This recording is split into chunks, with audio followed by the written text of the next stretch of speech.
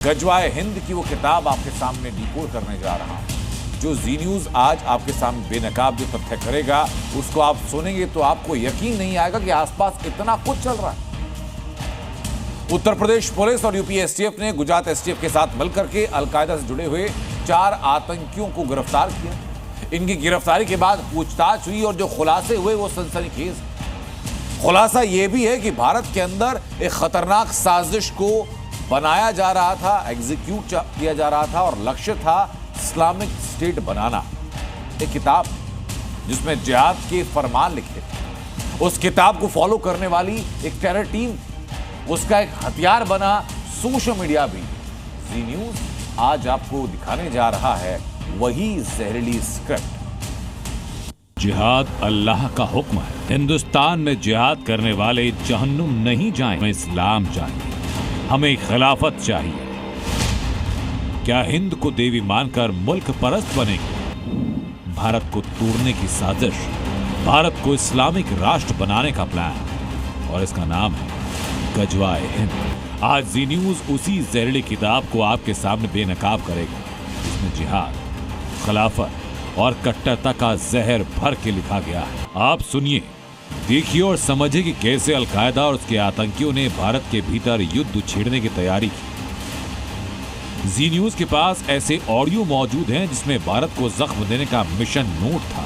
दिल्ली और नोएडा से गिरफ्तार लादेन की टीम के 4 आतंकी सोशल मीडिया पर जिहाद का प्रचार कर रहे थे। इन आतंकियों का मकसद सिर्फ हिंसा नहीं, मकसद था भारत के मुसलमानों को भड़काना, गुमराह करना, जिहाद की आंख में झोंक देना।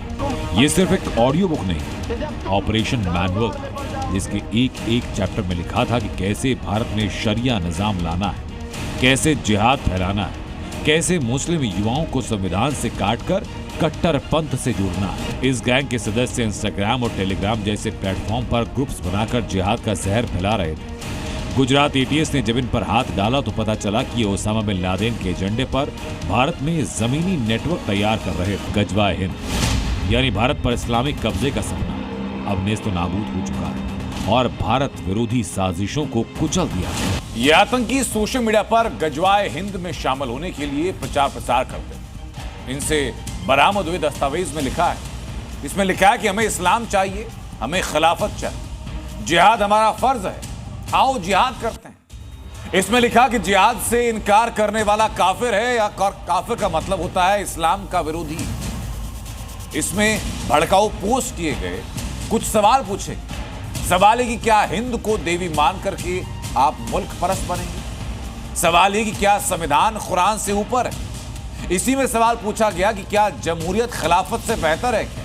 ये सारे सवाल, ये सारे तथ्य अपने हिसाब से पेश किए, लेकिन गुजरात एटीएस ने अलकायदा के खतरनाक मॉड्यूल को पकड़ने में कामयाबी हासिल की। देश के अलग अलग शहरों से 4 संदिग्धों को गिरफ्तार किया। मकसद सिर्फ यही था कि देश के अंदर गजवाए हिंद जैसी साजिश रची जाए। अब इनका मोडस ऑपरेंडी क्या है, ये मोडस ऑपरेंडी बताता हूं आपको। ये सारे के सारे 4 आतंकी एक ऐप के जरिए एक दूसरे से जुड़े थे। एप्लीकेशन का कंटेंट अपने आप में डिलीट हो जाता। ये लोग फोन से भड़काऊ वीडियो जारी करते थे, जिहादी कंटेंट इनके फोन से मिला। इन 4 के पास से गजवाए हिंद से जुड़े हुए संदेश मिले। गजवाए हिंद की विचारधारा को फैलाना कैसे है, इसके पूरी मोडस ऑपरेंडी मिली और इसके साजिश में पाकिस्तान के आकाओं के संपर्क में कैसे आए, अलकायदा इंडियन सब कॉन्टिनेंट से कैसे जुड़े हुए, आतंकी संगठन में बाकी लोगों की हायरिंग का काम कैसे कर रहे थे, इनकी नेटवर्क से लेकर फंडिंग, ट्रेनिंग, ये सारी कड़ियां आप जोड़ी जा रही। लेकिन गुजरात एटीएस अलकायदा मॉड्यूल का पर्दाफाश, पता यह चला कि दिल्ली का रहने वाला एक व्यक्ति नाम मोहम्मद फैक इसका मास्टरमाइंड है, जो सिर्फ दिल्ली नहीं बल्कि देश के कई हिस्सों को दिलाने की प्लानिंग कर रहा है।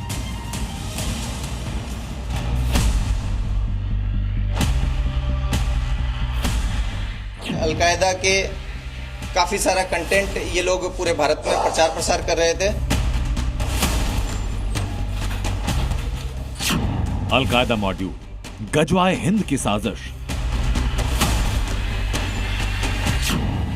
लादेन की टेरर टीम, भारत में शरिया थीम।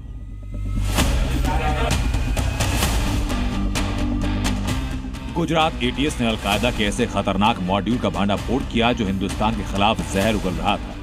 ये कोई आम मॉड्यूल नहीं था, बल्कि ऑपरेशन सिंदूर के खिलाफ एक सुनियोजित साजिश का हिस्सा।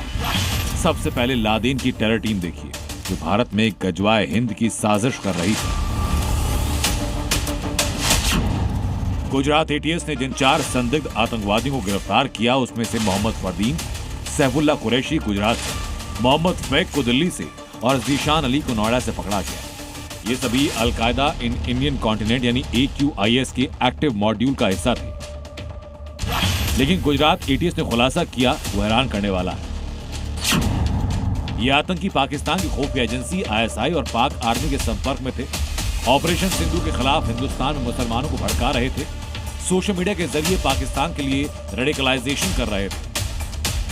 ऑपरेशन सिंदूर के बारे में इनके पास से जो फरदीन के पास से हमें जो दस्तावेज रिकवर हुए हैं, साथ ही साथ इन्होंने जो उस टाइम पर पर्टिकुलरली पोस्ट की है, उसमें ऑपरेशन सिंदूर पे भारत सरकार विरोधी, प्रो पाकिस्तानी और धार्मिक आधार पर हिंसा फैले, इस तरह का कंटेंट रखे, इस तरह के इन्होंने चीजें पोस्ट की हैं और इनके पास में रिकवरी मिली है। यानी गिरफ्तार आतंकी सोशल मीडिया के जरिए भारत में मुसलमानों को कट्टरपंथ की आग में झोंकने की कोशिश कर रहे थे। नौजवानों को बरगलाकर हिंदुस्तान के खिलाफ खड़ा करना इनका मकसद है। ये आतंकी सोशल मीडिया पर ओसामा बिन लादेन और आसिम उमर जैसे आतंकी चेहरों के वीडियो शेयर करते थे, जिहाद के नाम पर नौजवानों का ब्रेन वॉश करते थे। जो मोहम्मद फैक है वो 2 पाकिस्तानी इंस्टाग्राम अकाउंट्स के साथ में कांटेक्ट में था।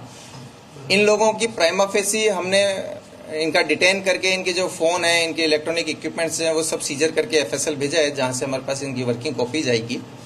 इनका इंस्टाग्राम आर्काइव जो है वो आएगा। ऑल्दो अभी हमारे पास में जितनी डिटेल्स आई है उसके अंदर यही है कि ये लोग रेडिकल कंटेंट बहुत ज्यादा तैयार करते थे। पाकिस्तानी जो इंस्टाग्राम अकाउंट्स हैं उनके साथ में ये कंटेंट शेयर करते थे, उनसे कंटेंट लेते थे और भारतीय उसमें फैलाते थे। मोहम्मद फैक इस खतरनाक मॉड्यूल का मास्टरमाइंड था, जो दिल्ली में फास्ट फूड चेन में मैनेजर की नौकरी करता था। पढ़ा लिखा समझदार दिखने वाला यह आतंकी सोशल मीडिया पर आतंक का नेटवर्क चला रहा था।